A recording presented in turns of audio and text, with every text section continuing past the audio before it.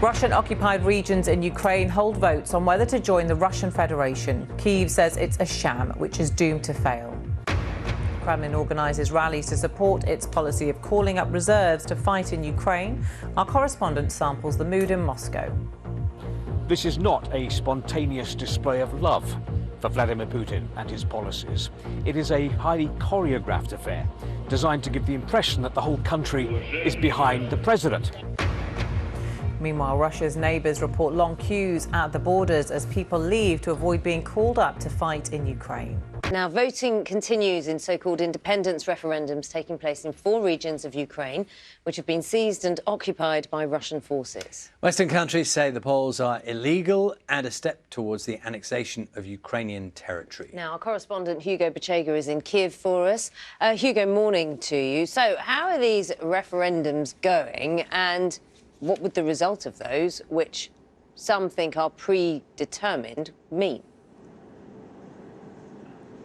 Yeah, good morning, Naga. Now, if you watch Russian television, they're going to tell you that this is a free and fair process. This is Russia giving people living in these occupied regions of Ukraine an opportunity to express their views. But we've been talking to residents in those occupied areas, and they say that soldiers are going door to door in some places, forcing people to vote.